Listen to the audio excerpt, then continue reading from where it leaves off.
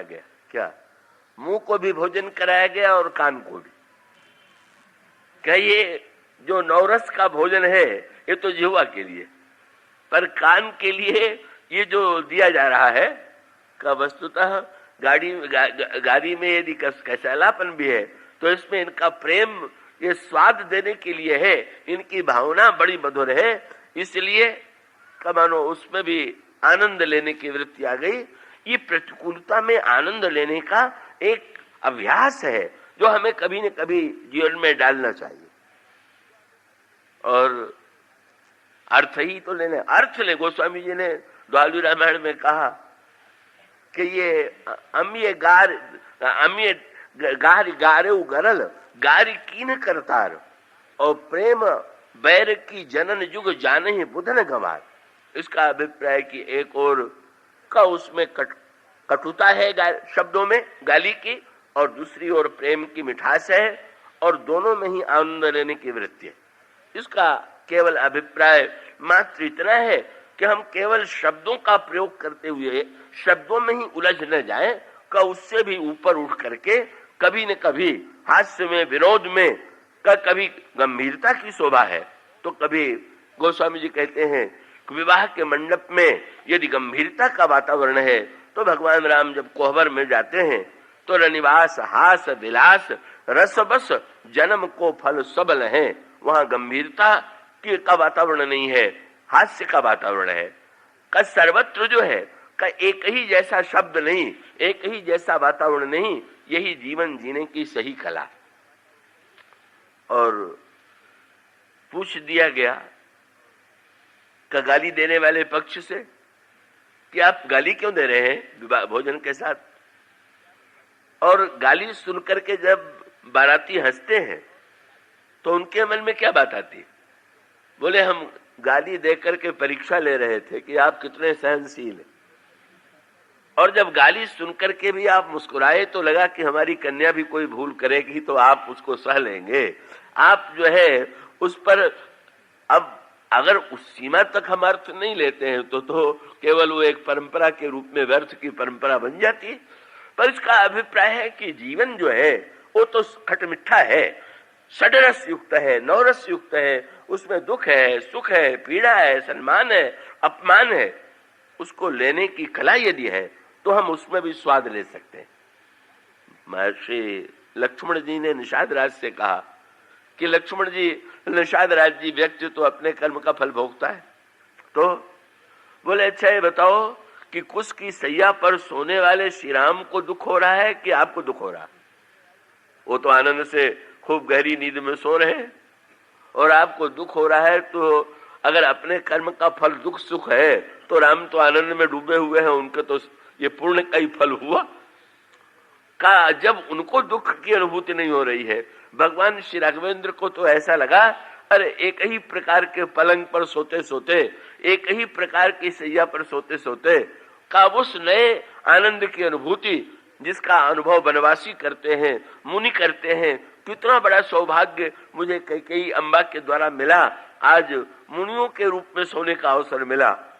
और श्री सीता जी भगवान श्री राम से, भगवान श्री राम जब जाने वन का प्रसंग आया तो भगवान राम श्री सीता जी को स्वयं तो राज्य छोड़ करके जा रहे, पर श्री सीता जी से उन्होंने यही कहा कि वन का कष्ट आप नहीं उठा पाएंगी, आप मत चलिए। तो ये स्वाभाविक है। इसका अभिप्राय कि कष्ट स्वयं उठाना अच्छा है, पर कष्ट की प्रशंसा करके दूसरों को हम कष्ट देने लगे तो कैसा रहेगा। कैकेयी जी ने तो यही किया।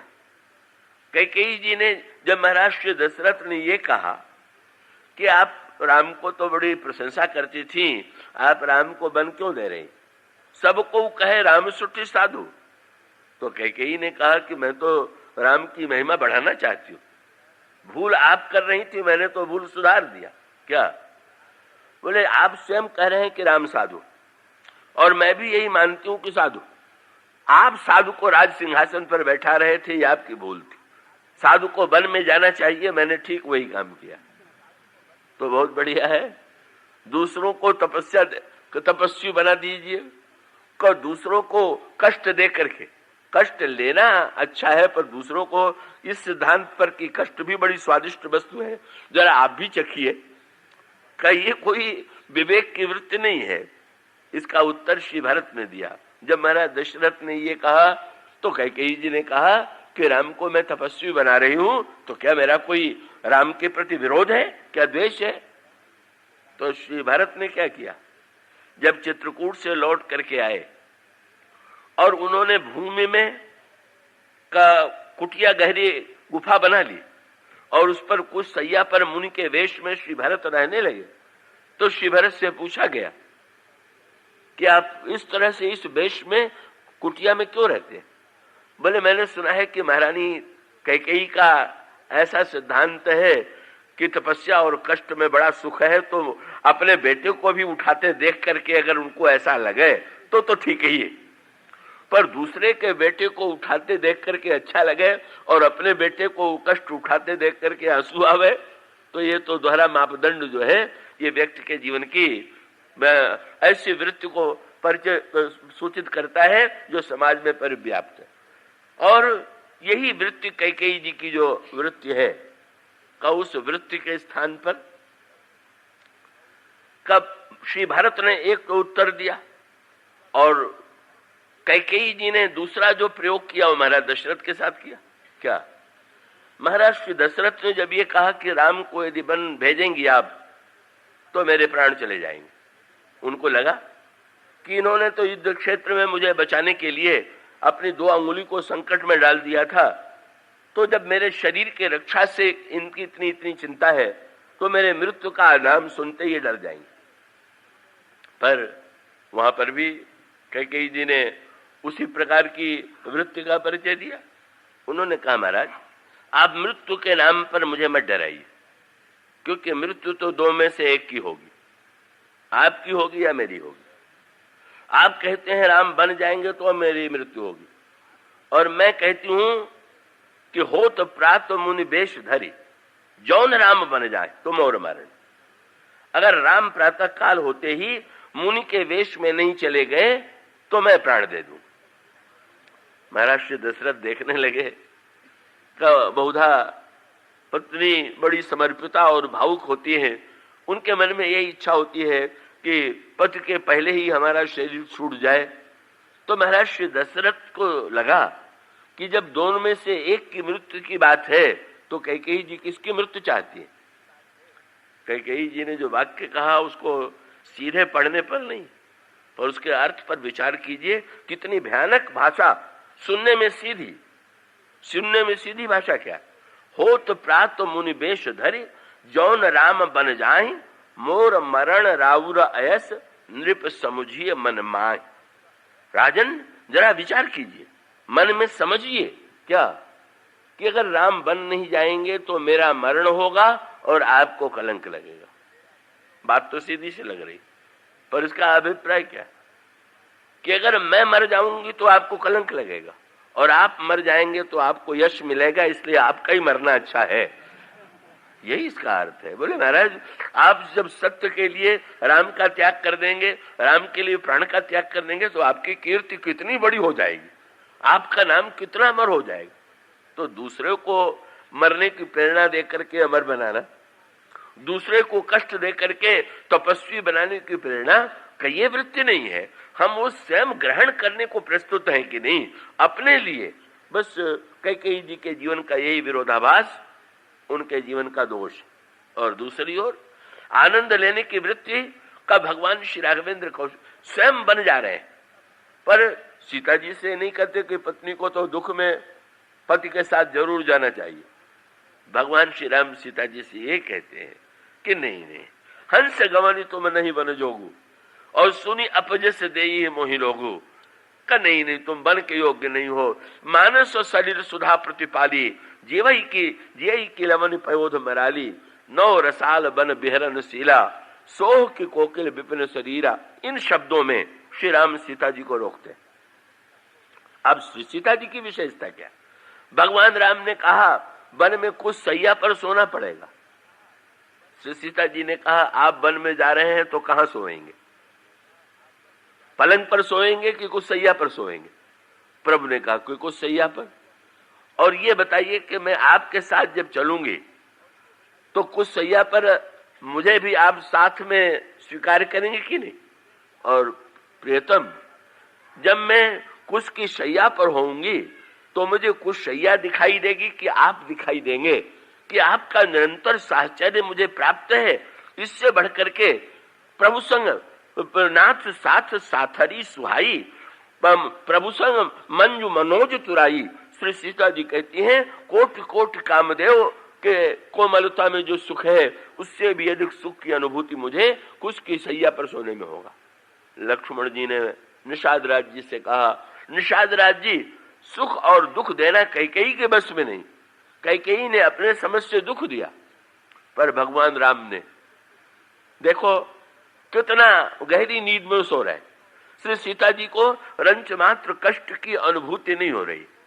और सुमित्रा अम्मा ने तो लक्ष्मण जी से भी कह दिया था कि तुम ये ना समझना तुम्हारे ही हेतु राम बन जाही, तुम्हें सेवा से संतोष नहीं मिलता था तो तुम्हें सुख देने के लिए ही श्री राम बन जा रहे हैं। मानो संकेत उन्होंने ये कर दिया कि ना, कर्म का परिणाम घटना होती है, पर घटना में सुख और दुख लेना ये व्यक्ति के अपने विवेक पर निर्भर है। फिर भी निषाद राज को पूरा संतोष नहीं हुआ, तो उन्होंने दूसरा सूत्र दिया। क्या? उन्होंने कहा ये अच्छा, ये बताइए कि किसी अभिनेता को रोते देख करके अगर सारे दर्शक रोने लगे तो सारे दर्शकों को रोते देख करके अभिनेता को दुख होता है कि सुख होता है? देखिए ना, दर्शक को रोते देख करके आप रो रहे हैं, और अभिनेता जब देखता है कि सब रो रहे हैं तो मन ही मन प्रसन्न होता है कि क्या बढ़िया रोया, कि सबको रुला दिया। उसको तो आनंद की पराकाष्ठा बोले, देख लो ये बहुत बढ़िया अभिनेता है। और ऐसा भगत भूमि भूसुर सुरभि सुरहित लाग कृपाल करत चरित धरि मनुज तन। अरे ये तो नाटक में बहुत बढ़िया नाटक कर रहे हैं, और नाटक में तुम्हारे आंखों में आंसू आ गया, यही इनके नाटक की सफलता है। पर जैसे अभिनेता जब रंगमंच पर कोई दुख की घटना उसके जीवन में घटित होती है तो बाहर से प्रदर्शित करने पर भी उस पर प्रभाव नहीं पड़ता। इसी प्रकार से श्री राम के प्रति सहानुभूति की कोई आवश्यकता नहीं। और भगवान श्री राम ने जब महर्षि वाल्मीकि के आश्रम में गए तो भगवान राम ने यही कहा। क्या? मैंने कहा था ना, श्री राम को वन क्यों जाना पड़ा? ज्योतिषी कहते हैं मंगल खराब हो गया था। कर्म सिद्धांत वाले कहेंगे उनके पूर्व जन्म का कोई पाप रहा होगा। पर भगवान राम ने क्या व्याख्या किया? महर्षि वाल्मीकि ने जब भगवान श्री राम से कहा कि तुम्हें इस युवावस्था में वन आना पड़ा, तो भगवान राम गिनाने लगे। क्या? बोले महाराज, तात वचन, पिताजी के वचन की रक्षा हुई, पुनि मातु हित और भाई भरत असराव। माता का हित हुआ, पिताजी के सत्य की रक्षा हुई।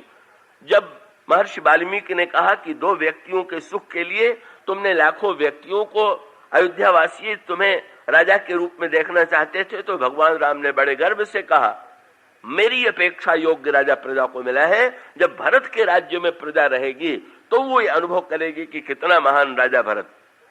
महर्षि वाल्मीकि ने कहा क्या? बोले अच्छा, तुम तो बड़े चतुर व्याख्याकार निकले। प्रजा को राजा मिल गया, माता का हित हो गया, पिताजी का सत्य मिला, पर तुम्हें तो कष्ट मिला ना। तो भगवान ने कहा बंटवारे में मैं सबसे अधिक बंटवारा मेरे ही पक्ष मेरा। क्यों? बोले मेरे छोटे भाई को राज्य मिला तो अर्थ मिला, पिताजी का सत्य बचा तो उनको धर्म मिला, माँ की कामना पूरी हुई तो उनके काम की पूर्ति हुई। अब चारों फलों में सबसे बड़ा फल जो था वो मोक्ष ही है। तो अर्थ धर्म काम का बंटवारा तो 3 में हुआ, पर मुझे बोले मोकह दरस तुम्हारा प्रभु। आप जैसे संतों का दर्शन हुआ तो मोक्ष तो मुझे ही मिलने जा रहा है।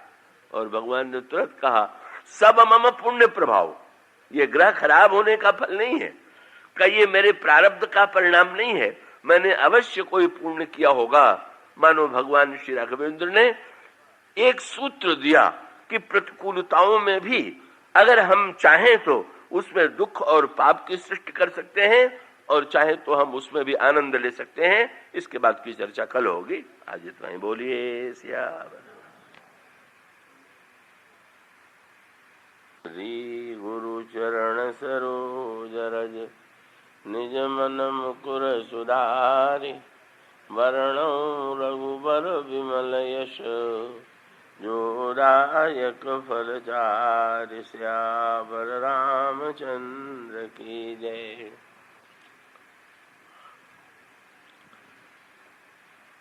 मुनिगण मिलन विशेष बन सबहि भांति हित मोर तेहि मह पितुआय सुबहुरि सम्मत जननी तोर। भरत प्राण प्रिय पावई राजू विधि सब विधि मोहि सन्मुख आजू। जौन जाम बन ऐसे काजा प्रथम गनिय मोहि मूढ़ समाजा। से वहीं अरण कल्प तरु त्यागी परिहरि अमिय लेहि विष मांगी। त्यों न पाई अस समय चुकाही देखु विचारी मातु मन माही। श्री राम कथा रस के पिपासु महानुभाव भक्तिमती देवियों, भगवान श्री राम के मनगमन की चर्चा कई दिनों से आपके समक्ष की जाती रही है। आइए भगवान श्री राम के वनगमन का उद्देश्य क्या था, आज उस पर दृष्टि डालने की चेष्टा करें। भगवान श्री राम का वनगमन जिन परिस्थितियों में हुआ, जिस तरह हुआ, उससे तो यही लगा कि इससे बढ़कर के दुर्भाग्य की कोई घटना नहीं हो सकती है। किंतु भगवान श्री राम ने अपने वनगमन को वरदान के रूप में देखा। वे यह अनुभव कर रहे थे कि उनका वनगमन विश्व कल्याण के लिए परमावश्यक है, क्योंकि इस वनगमन का ही प्रतिफल ये होता है कि बाद में श्री भारत का भी वनगमन होता है और भगवान श्री राम की अयोध्या से चित्रकूट की यात्रा और फिर श्री भरत की अयोध्या से चित्रकूट की यात्रा, ये दोनों का ही वनगमन एक दूसरे का पूरक है। और यदि दोनों के वनगमन के रहस्यों पर दृष्टि डालें तो यही प्रतीत होता है कि यदि कहीं श्री राम का वनगमन न होता और उसके परिणाम स्वरूप श्री भरत का वनगमन न होता, तो संसार के समक्ष जो एक महान आदर्श भक्ति और प्रेम का प्रस्तुत किया गया, या गोस्वामी जी की भाषा में कहें कि मानो एक मंथन हुआ और उस मंथन में श्री भारत के प्रेम का अमृत प्रकट हुआ। तो यदि श्री राम बन न जाते तो विश्व इससे वंचित रह जाता। इसीलिए जब श्री भारत चित्रकूट की ओर प्रस्थान करते हैं और यही तीर्थराज प्रयाग की घटना है, महर्षि भारद्वाज की निवास स्थली है और श्री भरत का आगमन महर्षि भारद्वाज के आश्रम में हुआ। किंतु महर्षि भारद्वाज के आश्रम में श्री भरत ने जब प्रवेश किया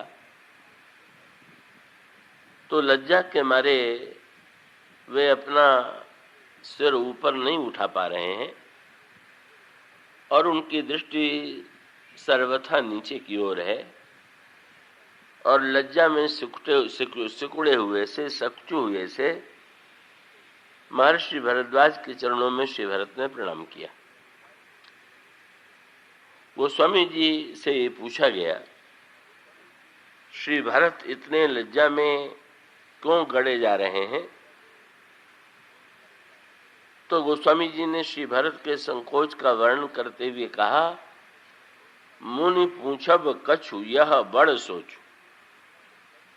श्री भरत लज्जा के मारे, संकोच के मारे यह सोच करके घबरा उठे कि यदि कहीं महर्षि भरद्वाज ने मुझसे पूछा कि क्या तुम ही वो भरत हो जिनके लिए प्रभु को बन जाना पड़ा, श्री राम को बन जाना पड़ा, तो मैं क्या उत्तर दूंगा? कैसे मैं अपनी आंखें महर्षि की आंखों से मिला पाऊंगा?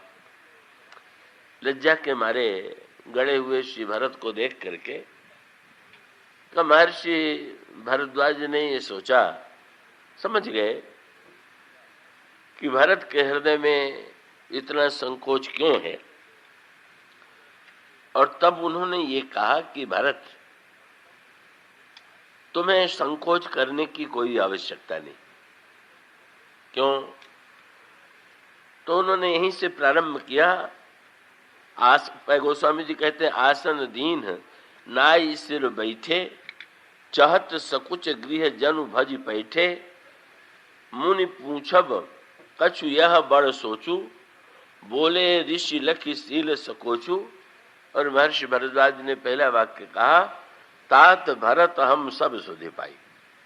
तुम संकोच मत करो, मैं तुमसे बिल्कुल कुछ नहीं पूछूंगा, कि मुझे सारा समाचार मिल चुका है।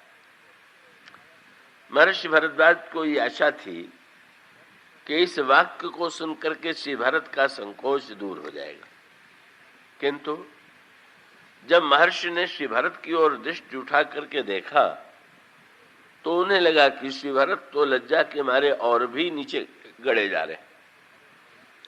सोचने लगे, अब ये और इनकी लज्जा और संकोच की वृत्ति बढ़ क्यों गई? तो समझ गए।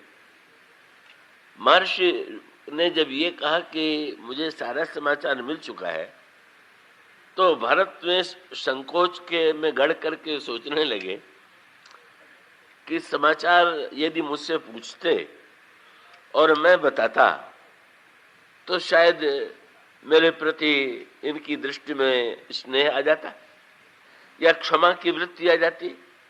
लेकिन जब मेरे आने से पहले ही ये समाचार मिल चुका है तो मैं महर्षि की दृष्टि में न जाने कितनी घृणा का पात्र होऊंगा, इसलिए संकोच घटा नहीं बल्कि बढ़ गया। महर्षि भरद्वाज ने सोचा कि भरत का संकोच तो दूर करना है, तो उन्होंने फिर भरत का संकोच दूर करने के लिए तीसरा वाक्य कहा, बोले तुम गलान जिय जन करहु, समुझ मातु कर तू थी। भरत, मुझे समाचार मिल चुका है और जो घटनाएं घटित हुई हैं का उसमें वस्तुतः तुम्हारी माँ कैकेयी का दोष है, और यदि कैकेयी का दोष है तो संकुचित कैकेयी को होना चाहिए, कि तुम्हें संकुचित होने की कोई आवश्यकता नहीं। पर क्या महर्षि भरद्वाज का ये वाक्य सुनकर के श्री भरत का संकोच दूर हुआ? ना, दूर नहीं हुआ, बल्कि और बढ़ गया।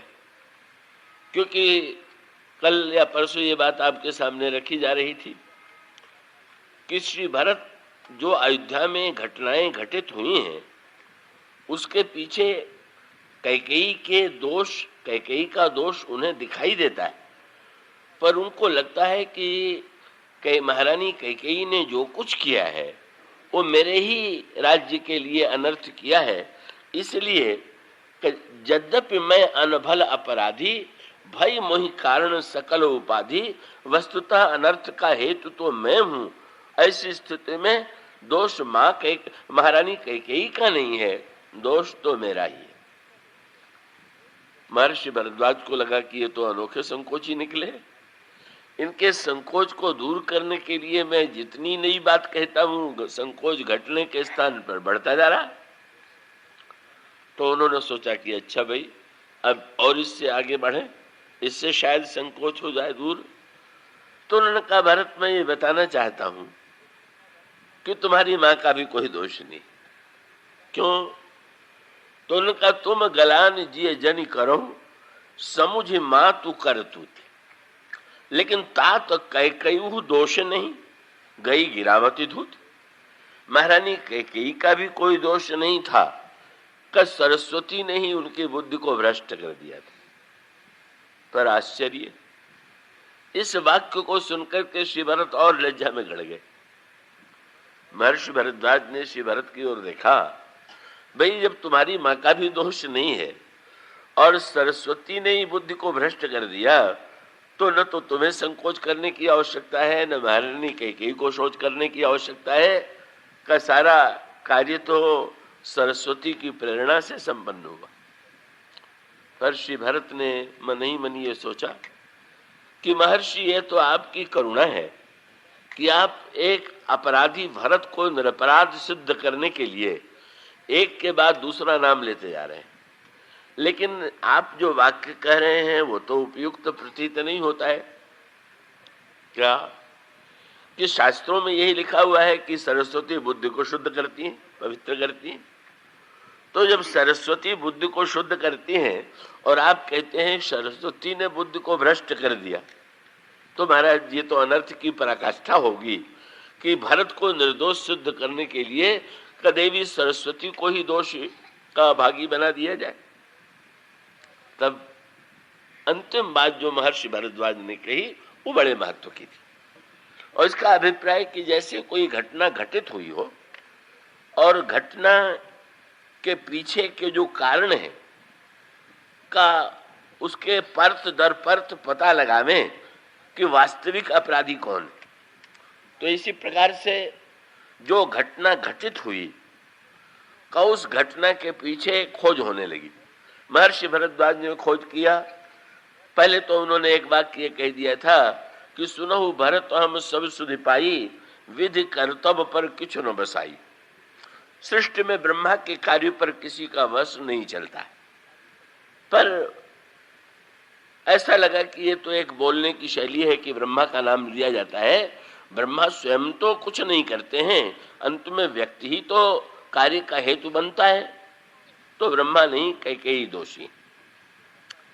जब कैकेयी के पीछे देखा तो लगा कि कैकेयी दोषी नहीं है, मंथरा दोषी का, सरस्वती दोषी।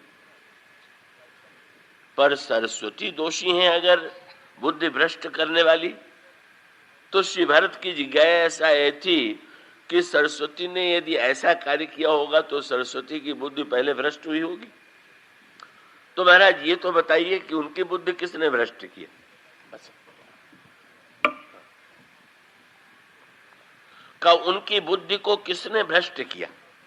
और तब महर्षि भरद्वाज ने सचमुच देखा कि ये सरस्वती ने जो कुछ किया, सरस्वती ने मंथरा की बुद्धि बदली, मंथरा ने कैकेयी जी की बुद्धि बदली, कैकेयी ने महाराज श्री दशरथ को बाध्य किया, पर सरस्वती ने जो कुछ किया उसके पीछे कौन।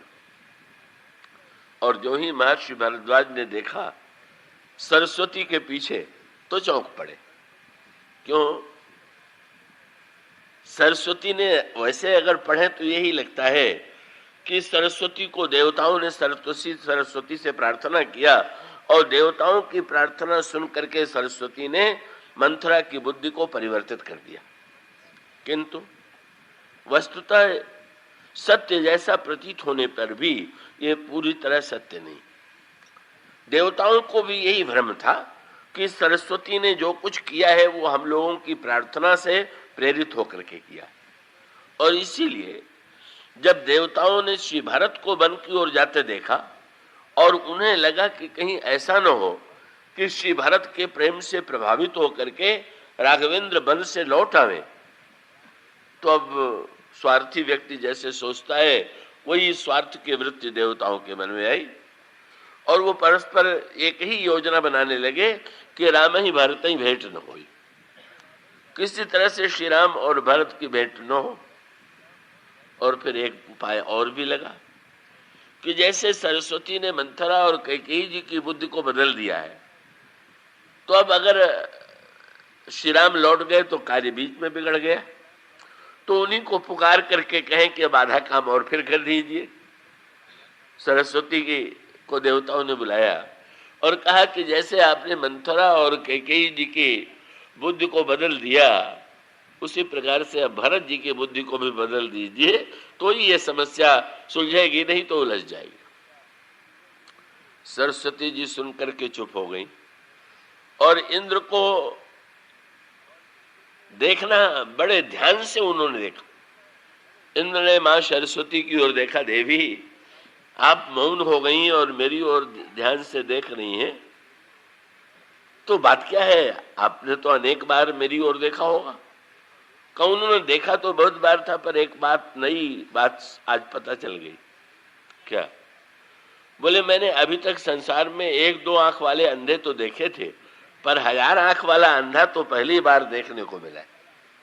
सहस नयन बिनु लोचन जाने, या लोचन सहस न सूझ सुमेरु। तुम कैसी 1000 आंख वाले हो कि तुम्हें सुमेरु पर्वत भी नहीं दिखाई दे रहा। तो देवताओं ने उलाहना दिया कि देवी आपने अगर किसी कार्य का बीड़ा लिया तो क्या उसको बीच में छोड़ना ठीक है क्या? उस समय सरस्वती ने रहस्य खोल दिया। बोले आप लोगों के कहने से मैंने सरस्वती या मंथरा की बुद्धि, मैंने मंथरा या कैकेयी जी की बुद्धि को नहीं बदला। तब जब आप मुझसे प्रार्थना कर रहे थे तो मेरे पीछे एक और खड़े हुए थे। सरस्वती का वर्णन रामायण में किया गया है कठपुतली के रूप में, और कठपुतली के नृत्य में आपने देखा होगा पर्दे के पीछे जो नचाने वाला होता है, दर्शक भी सामने होते हैं, कठपुतली भी सामने होती है, पर कठपुतली को नचाने वाला जो सूत्रधार होता है वो पर्दे की आड़ में होता है। तो रामायण में कहा गया सारद दारू नारी सम स्वामी और राम सूत्रधर अंतर्जामी। सरस्वती कठपुतली है और राम सूत्रधार है। तो जैसे दृष्टांत यूं दें कि दर्शक एकत्र हुए हों और सामने कठपुतली से प्रार्थना करने लगे कि कठपुतली आज तो तुम इस प्रकार का नाच दिखाओ या इस प्रकार की घटना दिखाओ, और कठपुतली अगर सचमुच वैसा ही करने लगे तो क्या ये मान लेना चाहिए कि कठपुतली ने दर्शकों की प्रार्थना को स्वीकार कर लिया? कठपुतली दर्शकों की प्रार्थना स्वीकार करने में स्वतंत्र नहीं है, वो तो जड़ है। उसको तो सूत्रधार जैसे नचावेगा कब वैसे वो नाचेगी। तो यही कह सकते हैं कि सूत्रधार ने ही यदि दर्शकों की इच्छा के अनुकूल का नृत्य प्रस्तुत कर दिया और दर्शक उसको ये मानने की भूल कर बैठे कि ये मेरे ही प्रार्थना का परिणाम है, सरस्वती ने देवताओं के सामने रहस्य खोल दिया। जब आप लोगों ने मुझसे ये कहा कि मंथरा की बुद्धि को बदल दीजिए जिससे राम बन चले जाएं, तो उसी समय अब मैं बड़े संकट में पड़ी कि क्या मेरा काम अब यही रह गया कि राम के राज्य में बाधक बनूं? बोले तब तक सूत्रधार कौन थे? श्री राम। और सूत्रधार श्री राम ने धीरे से धागा हिलाया और सरस्वती से कहा ये देवता जो चाहते हैं वही मैं भी चाहता हूं, इसलिए मैं ये चाहता हूं कि मंथरा की बुद्धि अवश्य बदल दीजिए।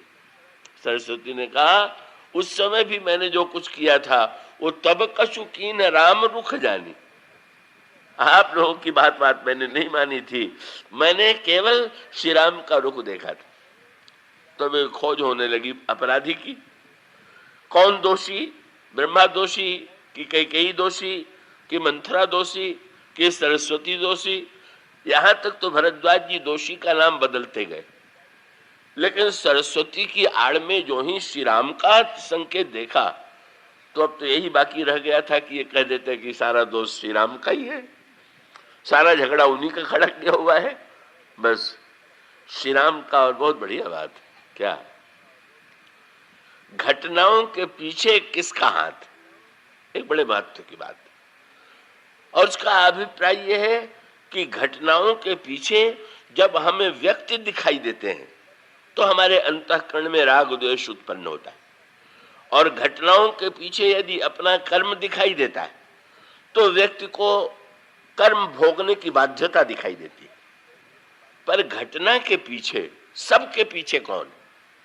व्यक्ति है, व्यक्ति के पीछे कर्म है, पर व्यक्ति और कर्म के पीछे भी कौन है? और इसका जब इस पर विचार करने चले तो इसका वो अभिप्राय ये है कि सबके पीछे तो अंततो गत्वा करण राव चाहे सो ही करई अन्यथा अस नहीं कोई। ईश्वर सर्वभूतानां हृदय अर्जुन तिष्ठति भ्रामयन सर्वभूतानि यंत्रारूढ़ानि माया।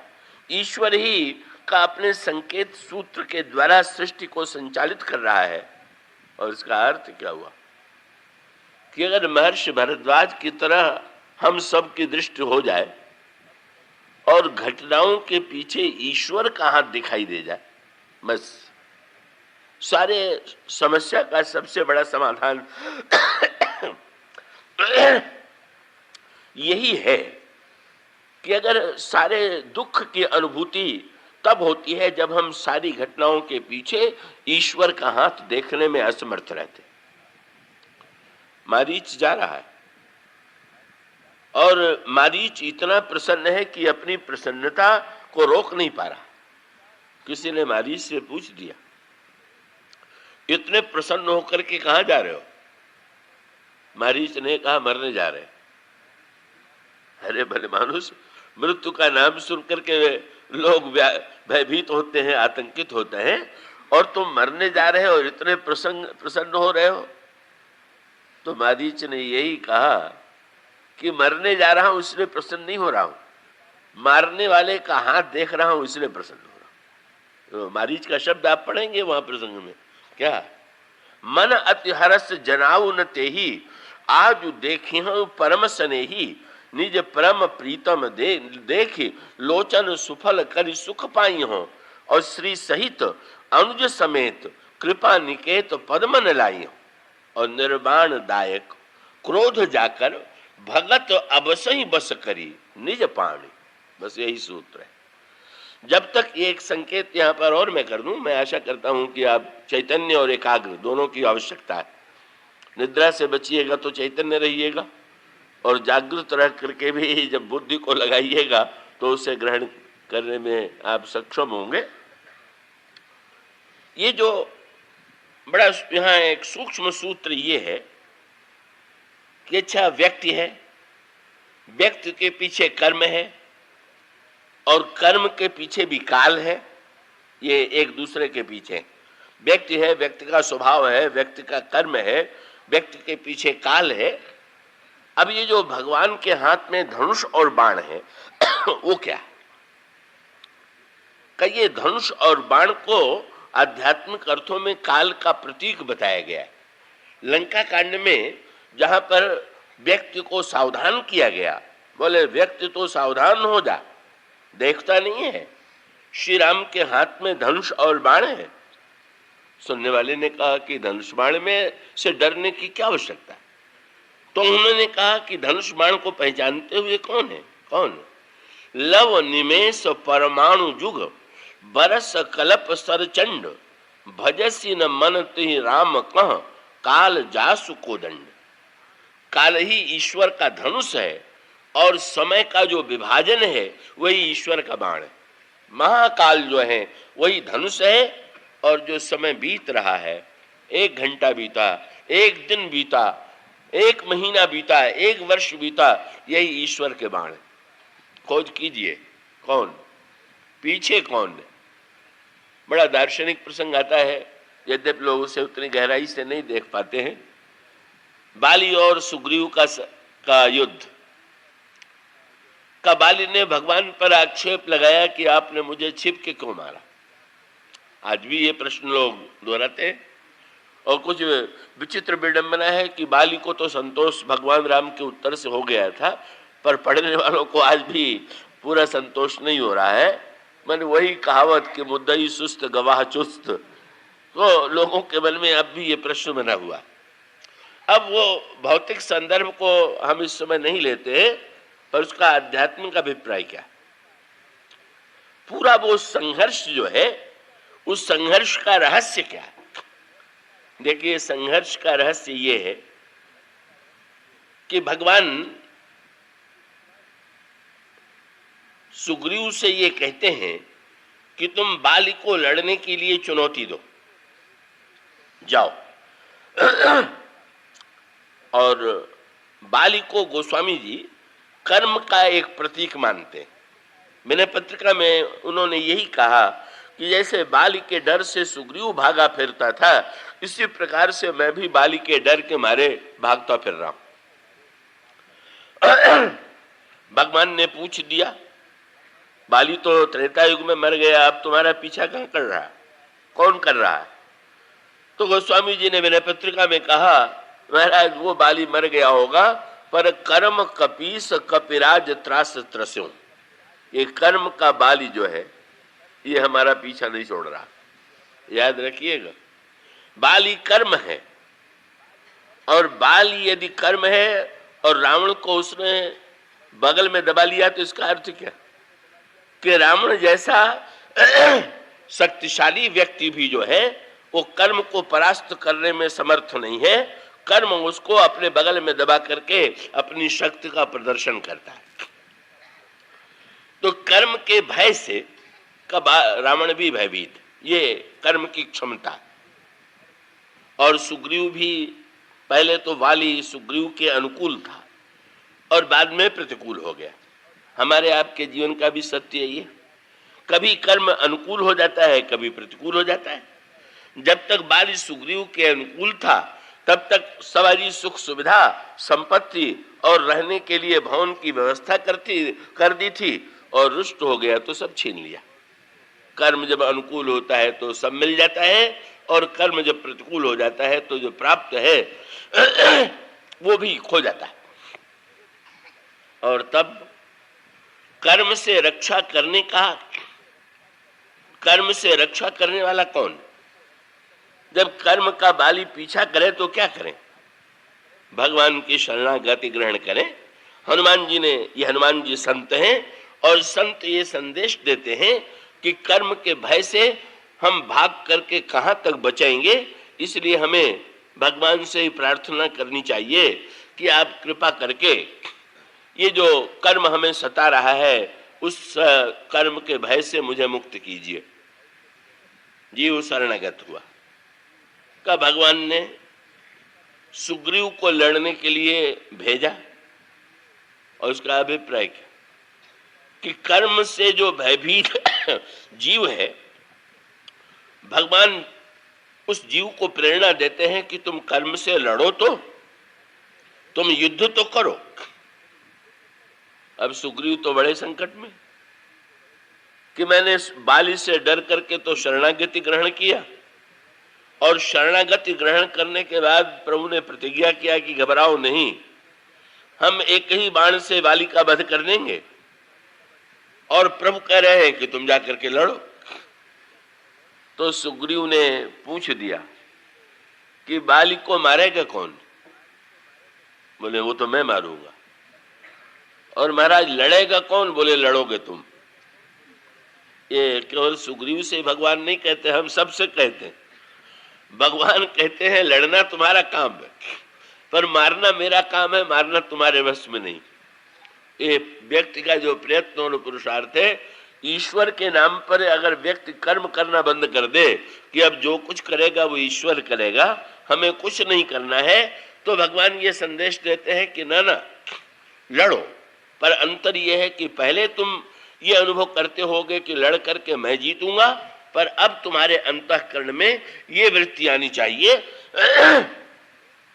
कि जीव का कार्य कर्म करना है, पुरुषार्थ करना है, पर फल देना ईश्वर के हाथ में है। भगवान गीता में भी अर्जुन को उपदेश यही देते हैं, कर्मण्येवाधिकारस्ते मा फलेषु कदाचन। अब यहाँ पर गोस्वामी जी ने और गहराई में प्रवेश करके उसका सूत्र इस रूप में दिया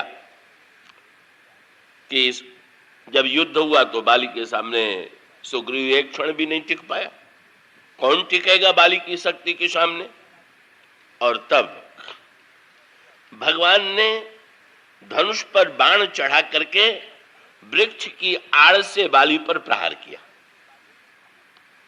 अब मिलाइए, व्यक्ति संत्रस्त है कर्म से, और भगवान ने बाली पर प्रहार किया, बाण के द्वारा, और बाण है मूर्तिमान काल।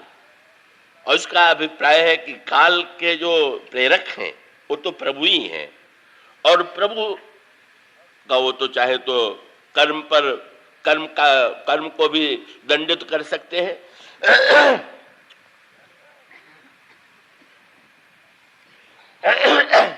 अगर वही हुआ, पर यहां सूत्र भगवान ने क्या दिया? भगवान ने महत्वपूर्ण सूत्र ये दिया कि सामने नहीं आए और बाण आया। अब इसका आध्यात्मिक अभिप्राय ये है कि व्यक्ति और कर्म तो सामने होता है, पर ये जो काल है का वो तो कौन काल को प्रेरणा दे रहा है? काल तो प्रत्यक्ष दिखाई देता है हमारे आपके जीवन में, पर काल का प्रेरक जो ईश्वर है वो सामने नहीं दिखाई देता। तो अब इसको अगर कहें तो दूसरे अर्थों में कहें तो भगवान केवल बाली कोई छिप के थोड़ी मारते। संसार में जितने लाखों करोड़ों व्यक्तियों को मार रहे हैं, छिपके ही तो मार रहे हैं। आज तक काल ही तो सामने रोग के रूप में, मृत्यु के रूप में आया, पर क्या ईश्वर दिखाई पड़ा क्या? यही है भगवान के द्वारा